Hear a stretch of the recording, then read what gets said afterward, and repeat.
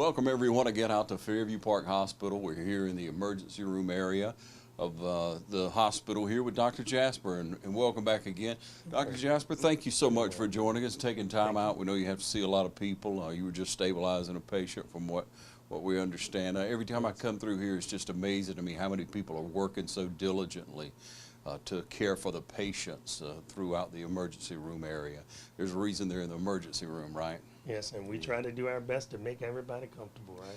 Well, Dr. Jasper, we spoke about heat stroke the last time we were here and the issues of that, and we want to just kind of move along just a moment with issues from sunburn. Okay. You know, this is a tough time of year for people to be able to get out and enjoy, and most of the time, you know, when we head out into the yard, we say, well, I'm only going to be out here for a little while, Right, right. so I won't worry about protection.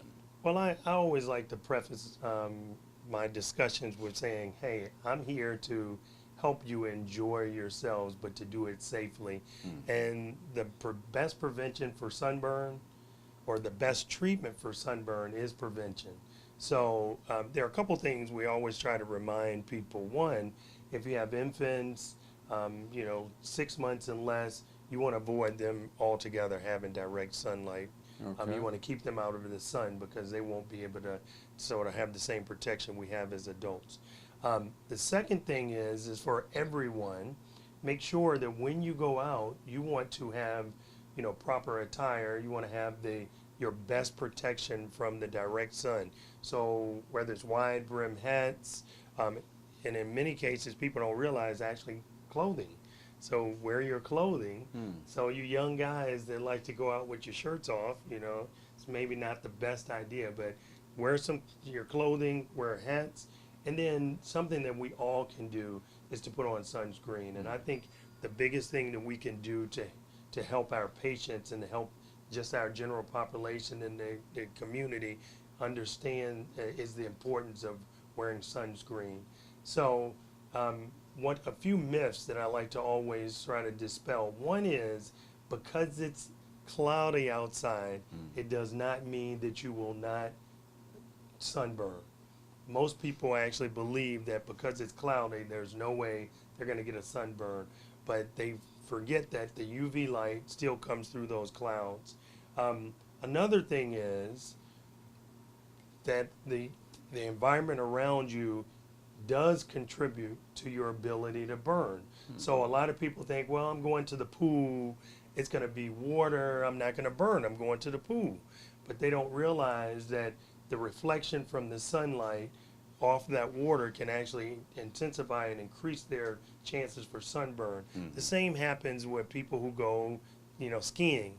They think because I'm going to be on the snow slopes and it's cold outside, there's no way I'm going to burn. But the snow is nice and reflective and intensifies that sun's UV light, and you will actually increase your likelihood to burn. And then the final thing is this idea that, well, I'm only going to be out for a little while, there's no way I'm going to burn. It only takes really minutes to burn. So I tell people it can take as few as 10 minutes for you to start having sunburn.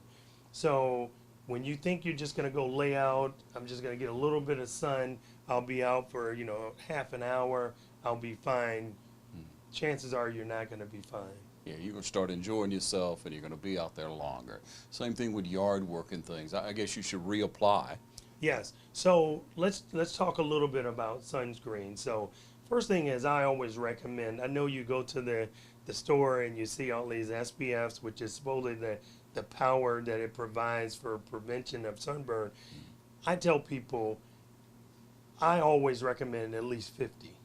A lot of places will say, well, you can get away with 30. Yes, you can.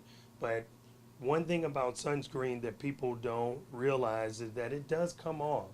So we've seen an emergence of a lot of sunscreen that we see swimmer sunscreen and we see water resistant. So are they supposed to provide the same protection in and out of the water? Yes, they are, and the FDA has actually required that they actually do that.